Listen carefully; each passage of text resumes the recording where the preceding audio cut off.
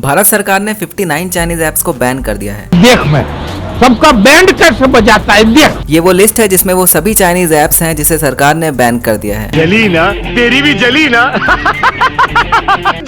जली ना देख देख देख देख देख। इसमें से सबसे जहरीला ऐप है टिकटॉक जो कि नंबर 1 पे है।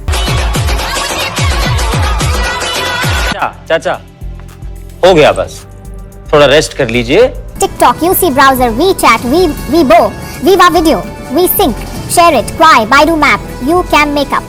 नंबर 59 है। ये सभी ऐप्स भारत के कोने कोने तक पहुंच चुके हैं जिसे कई लोगों ने अपने मोबाइल पे इंस्टॉल करके रखा हुआ है। ये तो टट्टी है। सबसे ज्यादा इंस्टॉल किए जाने वाला ऐप है टिकटॉक, जिसके 11 करोड़ से भी ज्यादा मंथली एक्टिव यूजर्स हैं।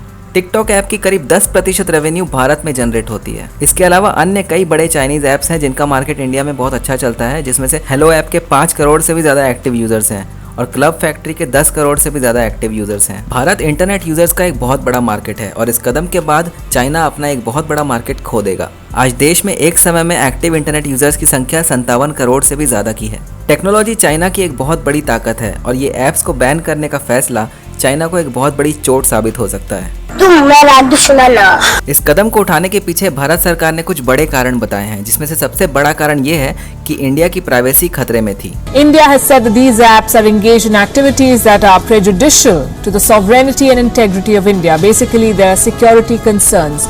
India's defense, security and public order were under threat. इसलिए देश के साइबर सिक्योरिटी डिपार्टमेंट ने इसे बैन करने की सलाह दे डाली। ये कदम भारत सरकार ने अचानक से नहीं उठाया है। दरअसल कुछ दिन पहले से ही शेयर इट और यूसी ब्राउजर जैसे अन्य चाइनीज ऐप्स गवर्नमेंट के रेडार में थे और आखिरकार भारत सरकार ने इन सभी ऐप्स को बैन करने का फैसला ले लिया। बुरा लगता है भाई, आप लोग भी जानते हो यार। प्लीज भाई, मैं भाई समझ के बोल रहा हूँ दोस्तों।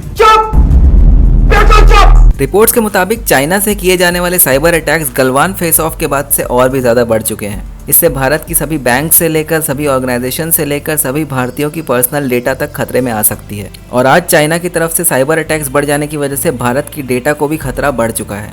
New Delhi has said that the move will safeguard the interests of crores of Indian internet users. ये बात तो साफ है कि ये कदम भारत और चीन के बिगड़ते रिश्ते को ध्यान में रखते हुए लिया गया है। बॉयकॉट चाइना भारत में पिछले कुछ दिनों से ट्रेंड कर रहा है और आज जिस तरीके से भारत ने अपना मार्केट चाइनीज ऐप्स के लिए बंद किया है, उससे ये साबित होता है कि बॉयकॉट चाइना को सरकार भी सीरियसली ले रही है। बॉयकॉट चाइना ट्रेंड को समझने के लिए और ये जानने के लिए कि चाइनीज बिजनेस इंडियन मार्केट्स में कितना फैल चुका है, आप डिस्क्रिप्शन में दिए लिंक में जा सकते हैं और उस वीडियो में अधिक जानकारी प्राप्त कर सकते हैं।